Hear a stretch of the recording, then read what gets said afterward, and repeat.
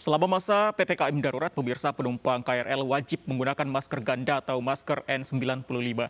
PT KCI pun menggelar masa sosialisasi selama 3 hari mulai hari ini.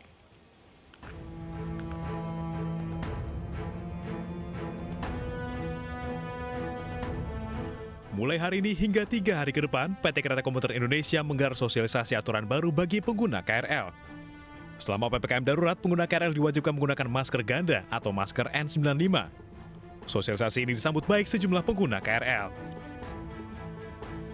Bagus sih, kalau untuk mobilitas karena KRL kan juga banyak ya yang pakai, jadi untuk mengurangi ini juga sih. Dan selama masa pemberlakuan PPKM ini, apakah ada perbedaan sebelumnya? Lumayan ada pembatasan, makin dikit sih orang yang di KRL. Ya menurut saya sih bagus ya, sebenarnya sih buat menjaga kita diri sendiri, terus menjaga untuk orang lain gitu sih. Pengetatan aturan masker diharapkan mampu mengurangi risiko penularan COVID-19 di area stasiun maupun di dalam KRL. Selama masa PPKM darurat, operasional KRL Jabodetabek juga dibatasi dari pukul 4 sampai 21 waktu Indonesia Barat. Dari Jakarta, Daneswara, Edmond Dantes, Ilham Sarkasi, iNews melaporkan. Ya, dan pemirsa, terkait aturan bagi penumpang komuter lain saat PPKM darurat, sudah bergabung bersama kami Ana Purba, VP Corporate, Sekretari PT KAI Komuter. Selamat sore Bu Ana. Bu Ana, kami ingin konfirmasi, jadi apakah ini penumpang yang tidak menggunakan masker ganda tidak boleh masuk ke stasiun hingga ke peron, Bu Ana? Iya, jadi memang 3 hari ke depan kita melakukan sosialisasi agar pengguna jasa komuter lain tertib menggunakan double masker ya. Dan ini kami lakukan juga dengan membagikan masker gratis 3 hari ke depan. Ini saya sedang di Tanah Abang, jadi kami membagikan 300 sampai 400 masker sore ini di Tanah Abang untuk sosialisasi agar mereka terbiasa menggunakan double masker. Jadi setelah 3 hari kami akan memperketat penumpang kami yang masuk ke stasiun itu harus sudah menggunakan double masker. Yang tidak menggunakan double masker ini sekali lagi tidak boleh sama sekali masuk atau bagaimana, Bu Ana? Iya, kalau 3 hari ini kami akan berikan masker, tetapi setelah 3 hari ini kami wajibkan semuanya menggunakan double masker dan akan tidak boleh masuk stasiun ketika kita tidak memenuhi syarat tersebut.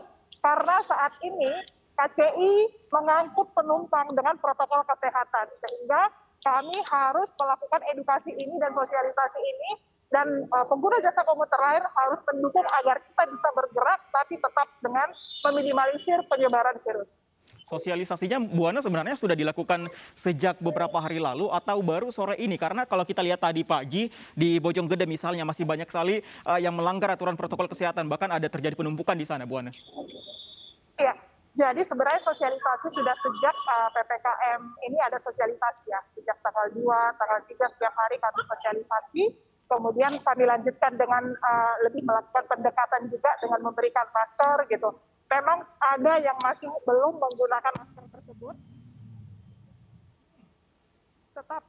Di sini kami juga melakukan edukasi terus-menerus sehingga kami berharap bahwa edukasi dan sosialisasi ini dapat meningkatkan kesadaran dari pengguna jasa komuter antri pentingnya double masker ini.